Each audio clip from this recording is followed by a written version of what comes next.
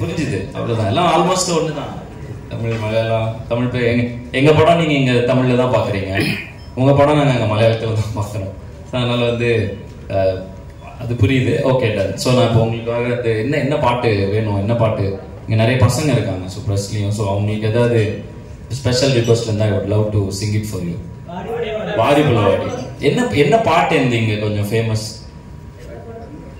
எல்லா பாட்டும் famous, but உங்களுக்கு ரொம்ப பிடிச்ச பாட்டுன்னா என்ன இருக்கு? வாடி புலவாடி பிடிக்குமா? Okay done. என்னோட ஃபர்ஸ்ட் படத்துக்கு பெரிய ரெஸ்பான்ஸ் இருந்துச்சு கேரளால, மீசை முறுக்குக்கு. So thank you for that also.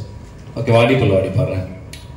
காத்திருந்த காதலுக்கு சொல்லடி நல் வழி, உன் காதல் எந்த வாழ்க்கை செதுக்கிடும் ஓர் புலி, அடி நீ இன்றி என் வாழ்க்கைதனில் இல்லை அடி ஒளி, பொறுக்க முடியவில்லை காதல் தந்த வழி, பெண்ணை என்னை பார் ஒரு புத்தம் ஒன்று தா, உன்னை மட்டும் நினைத்தது இந்த இதயம் அல்லவா அழவா, சிறு கண்ணீர் துளி எந்த கண்ணின் போரும், காதலித்து தோல்வியுற்றதால் நெஞ்சுக்குள் பாரம், கண்ணீரில் வாழ்வதால் நாமும் இங்கே மீன்கள் தான், நீந்தான் காதல் என்ற கடலில் இப்ப சேரலாம், சேர முன் மதம் என்ற வலையில் நாம் விழுந்தால், உயிர் பிரிந்தால் காதல் முறிந்தால், ஒன்றை மட்டும் நினைவில் நீ வைத்துக்கொள், இங்கில்லை என்றால் என்ன சொர்க்கத்தில் நாம் சேரலாம், சொர்க்கத்திலும் சாதி மதம் என்று பிரித்தால் சொர்க்கமே தேவையில்லை நரகத்தில் வாழலாம். வாடி புள்ளவாடி வாடி புள்ளவாடி ஒன்ன மட்டும் நினைச்சிருக்கேன் என் நெஞ்சுக்குள்ள, வாடி புள்ளவாடி வாடி புள்ளவாடி ஒன்ன மட்டும் நினைச்சிருக்கேன் என் நெஞ்சுக்குள்ளவா.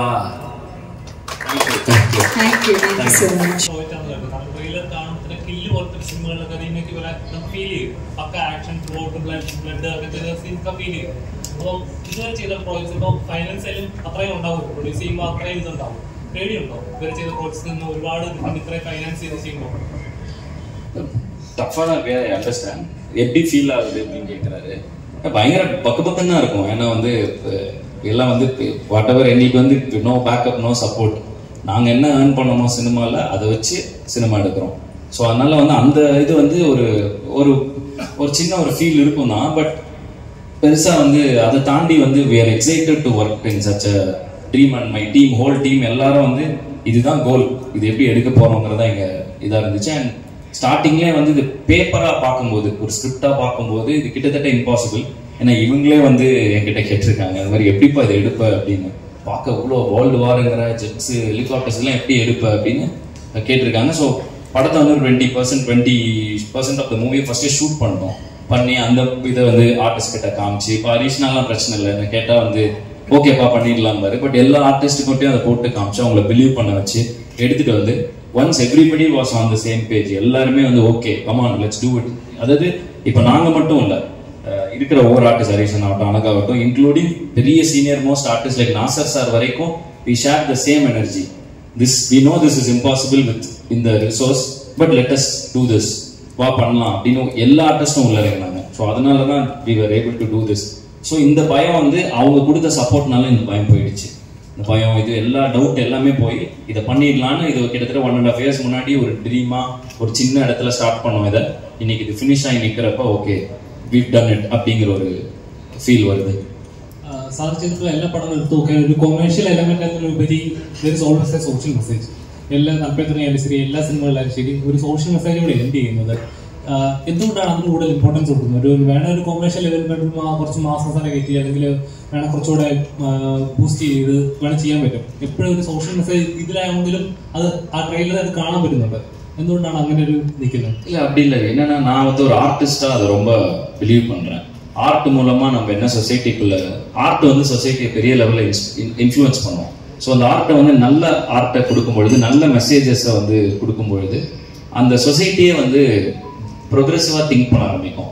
ஸோ வந்து எல்லா படத்துலையும் என்னால் முடிஞ்ச என்னோட ஃபேன்ஸுக்கு என்ன நல்ல விஷயங்களை சொல்லலாம். இப்போ பிடி சார்ல பார்த்தீங்கன்னா ஒரு விமன் ஹராஸ்மெண்ட்டுக்கு எதிர்த்து ஒரு விஷயம் பேசுகிற மாதிரி இருக்கும். ஸோ எல்லா படத்துலையும் தொடர்ந்து மீசை முறுக்கில் வந்து இஃப் யூ ஹேவ் ட்ரீம்ஸ் நீ வந்து to not give up you can succeed. ஆனால் வாழ்க்கையை எப்படி கனவை எப்படி துரத்துறியோ அதே மாதிரி நல்லா படிச்சுடு, எஜுகேஷன் இஸ் மஸ்ட், வாழ்க்கையை பார்த்துட்டு உன் கனவை துரத்து, அந்த மாதிரி விஷயங்கள் சொல்றதா இருக்கும். இது எல்லாமே நான் லைஃப்ல கிராஸ் பண்ணி வர விஷயங்கள். இந்த படம் ஸ்டார்ட் பண்றப்ப கூட எனக்கு இதான் ஃபீலிங். ஏன் வந்து நார்மலா இத்தனை அடிச்சுக்கிறோம், நீ அவன் நீ இந்த ஐடென்டிட்டிஸ்ல அடிச்சுக்கிறோம், தென் கேஸ்ட் மேல கீழே அடிச்சுக்கிறோம், தென் ரிலீஜன் அடிச்சுக்கிறோம். But end of the day when we are the last person on the earth, நமக்கு இருக்கிறதுலே மோஸ்டா தேவைப்படுறது வந்து இன்னொரு பர்சனோட கம்பெனி தான். ஸோ அதுதான் பேசிஸ் ஆஃப் இதுவே. ஸோ அந்த விஷயத்த எனக்கு சொல்லணும்னு தோணுச்சு. ஏன்னா இப்போ நம்மளே பார்க்குறோம் ஒவ்வொரு டிசாஸ்டர் நடக்கிறப்ப, ஒரு சென்னையில் ஃப்ளட்ஸ் ஆகட்டும், இப்போ நம்ம கேரளாவில் நடந்த லேண்ட்ஸ்லைட் ஆகட்டும், அங்கே எல்லாத்தையும் மறந்துட்டு எல்லாரும் ஒருத்தர் தோல்ல கை போட்டு we are trying to uplift each and everybody. அப்போ அவ்வளோ ஹியூமனிட்டி ஜென்ரலாகவே நமக்குள்ள இருக்கு.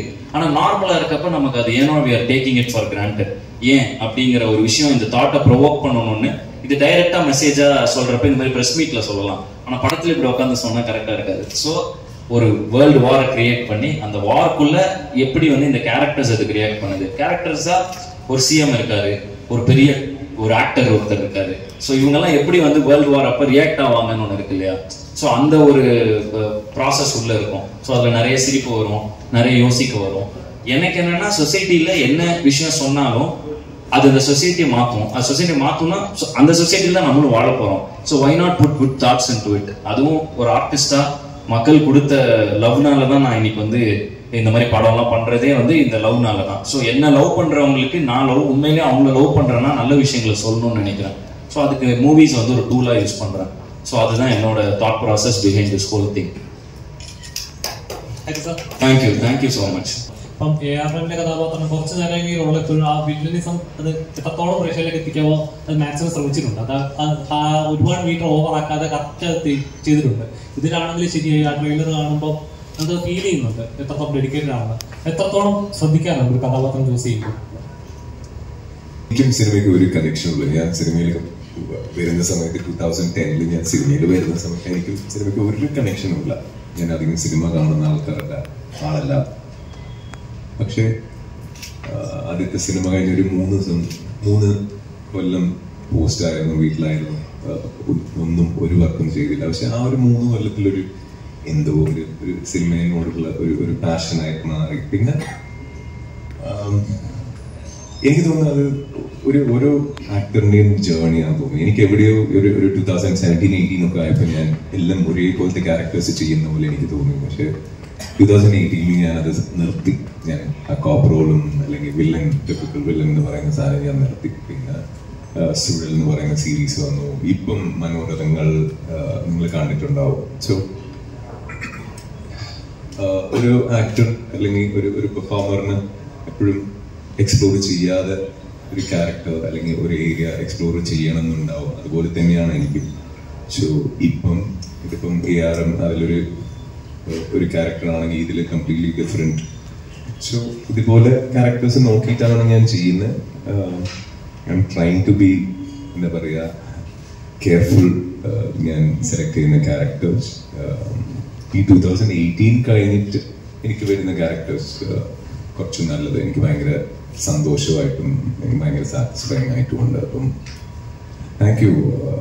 എന്താ പറയുക, ഇതുവരെ എനിക്ക് കഥാപാത്രങ്ങൾ തന്ന ഡയറക്ടേഴ്സിനും ഇങ്ങനെ വേറെ രീതിയിൽ എന്നെ യൂഷ്വലി കാണുന്ന ലൈറ്റിലല്ലാതെ വേറെ രീതിയിൽ കാണുന്ന ഡയറക്ടേഴ്സിനും പ്രൊഡ്യൂസേഴ്സിനും താങ്ക് യു സോ മച്ച്.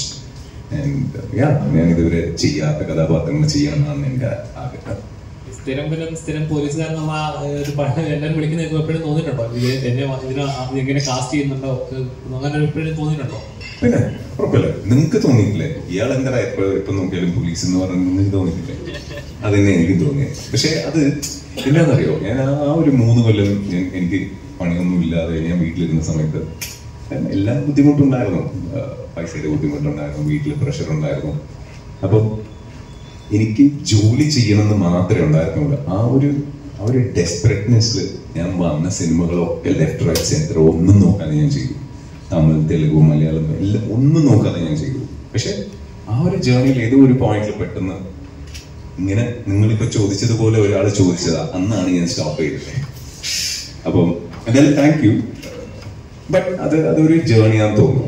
അത് ഇന്ന് ഇപ്പം കുറെ മാറ്റമായി. ഇപ്പം നല്ല നല്ല ക്യാരക്ടേഴ്സ് വരുന്നുണ്ട് എനിക്ക്. അങ്ങനെ ഈ ഫിലിം ഡയറക്ട് ചെയ്യാൻ തീരുമാനിച്ചപ്പോ ഈ കോൾ മീ, ഇങ്ങനെ ഒരു റോൾ ഉണ്ട്, എങ്ങനെയാണ് എന്നെ ചെയ്താൽ നല്ലതായിരിക്കും. ബിക്കോസ് ഇങ്ങനത്തെ ഒരു റോൾ ഞാൻ മുന്നേ ചെയ്തിട്ടില്ല. ആൻഡ് സോ അങ്ങനെ ആണ് സ്റ്റോറി പറയുന്നത്. സോ സ്റ്റോറി പറഞ്ഞ് കേട്ടപ്പോഴത്തേക്ക് എനിക്ക് ഒരുപാട് ഇഷ്ടമായി. ഞാനിങ്ങനെ ഒരു റോൾ ചെയ്തിട്ടില്ല. അത്രയും ഇമ്പോർട്ടൻസ് ഉണ്ട് ഫിലിമിൽ. സോ ഞാൻ പിന്നെ കൂടുതലൊന്നും ആലോചിച്ചില്ല. അതുകൊണ്ട് ഞാൻ ഡൂയിങ് ദ ഫിലിം. അതാണ് എനിക്ക് ശരിക്കും കുറെ ടഫ് സീൻസ് ഒക്കെ ഉണ്ട്. എനിക്കാണെങ്കിൽ കുറെ ചലഞ്ചിങ് ആയിട്ടുള്ള സീൻസ് ഉണ്ട് അതിൻ്റെ അകത്ത്. ആൻഡ് കുറെ എക്സ്പീരിയൻസ്ഡ് ആയിട്ടുള്ള ആക്ടേഴ്സിനോട് കുറെ കോമ്പിനേഷൻ സീൻസ് ഉണ്ട്. സോ അങ്ങനെ കുറെ നോക്കുവാണെങ്കിൽ കുറെ ബുദ്ധിമുട്ടിലുള്ള സീൻസ് ഒക്കെ ഉണ്ടായിരുന്നു. പക്ഷെ ഈ ഫിലിമിൽ വർക്ക് ചെയ്യുമ്പോൾ ഉള്ള ഒരു സ്പെഷ്യൽ തിങ് എന്ന് വെച്ച് കഴിഞ്ഞാൽ എനിക്കറിയില്ല, എല്ലാവരും ഭയങ്കര യൂണിറ്റിയോടെ ഭയങ്കര ഇഷ്ടപ്പെട്ട് ഒരുപാട് ഹാർഡ് വർക്ക് ചെയ്യുന്ന ഒരു ഫിലിമായിരുന്നു. സോ അത് കാരണം ഒന്നും ഒരു ബുദ്ധിമുട്ടായിട്ട് തോന്നിയിട്ടില്ല. സർ പറഞ്ഞമാരെ എല്ലാരും ഒരുമിച്ച് ചേർന്ന് ഒരു ക്രിയേറ്റീവായിട്ട് ഒന്ന് ചെയ്യാൻ നോക്കുന്നു. സോ അങ്ങനെ മാത്രമേ തോന്നിയിട്ടുള്ളൂ, ഒരു ബുദ്ധിമുട്ടോ ഒന്നും ഒരിക്കലും തോന്നിയിട്ടില്ല. സോ അങ്ങനെ നോക്കുമ്പോൾ ഭയങ്കര ഒരു മെമ്മറബിൾ എക്സ്പീരിയൻസ് ആയിരുന്നു ഈ ഫിലിം. ആൻഡ് ഇതിന്റെ സ്കെഡ്യൂൾസ് ആണെങ്കിൽ കുറെ സ്കെഡ്യൂൾ ഉണ്ടായിരുന്നു. എല്ലാവർക്കും കംഫർട്ടബിൾ ആവുന്ന സമയമൊക്കെ നോക്കി വളരെ റിലാക്സ്ഡ് ആയി ഷൂട്ട് ചെയ്തൊരു ഫിലിമായിരുന്നു. ആൻഡ് ഇവർ ടീമാണെങ്കിലും ഇവർ തന്നെയാണ് എല്ലാവരും ഇതിന്റെ പ്രൊഡക്ഷൻ ആണെങ്കിലും ടെക്നിക്കൽ പാർട്ടാണെങ്കിലും എല്ലാം ഇവരുടെ ടീം തന്നെയാണ് ഫുൾ മാനേജ് ചെയ്തത്. ബട്ട് ആ ഒരു സ്ട്രെസ് ഒന്നും നമ്മുടെ ആക്ടേഴ്സിലോട്ട് വന്നിട്ടില്ല. അത് ഒരു രീതിയിലും അത് സെറ്റിൽ വരുമ്പോൾ നമുക്ക് അവരുടെ ഫേസിലൊന്നും ഒരു രീതിയിലുള്ള സ്ട്രെസ്സോ പ്രഷറോ അത് കാരണം നമുക്ക് എന്തെങ്കിലും ബുദ്ധിമുട്ടോ ഒന്നും ഉണ്ടായിരുന്നില്ല. ഭയങ്കര റിലാക്സ്ഡ് ആയി ഭയങ്കര കംഫർട്ടബിളായി വർക്ക് ചെയ്തൊരു ഫിലിമായിരുന്നു. സോ അങ്ങനെ കുറെ കാര്യങ്ങൾ പഠിക്കാൻ പറ്റി. ആൻഡ് എനിക്ക് എൻ്റെ ഒരു ഈ ജേർണിയിൽ ഭയങ്കര നല്ല വളരെ എനിക്ക് ഭയങ്കര ഇഷ്ടമുള്ളൊരു ക്യാരക്ടർ പ്ലേ ചെയ്യാൻ പറ്റി. സോ യെസ്, അതെ അതെ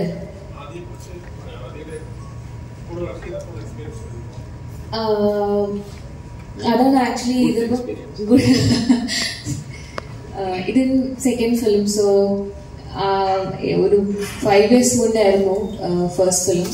സോ അങ്ങനെ നോക്കുമ്പോൾ ഒരു I could C A growth professionally. ഭയങ്കര ലോട്ട് ഓഫ് എവല്യൂഷൻ, കുറെ ഭയങ്കര കോൺഫിഡൻസും പിന്നെ ഭയങ്കര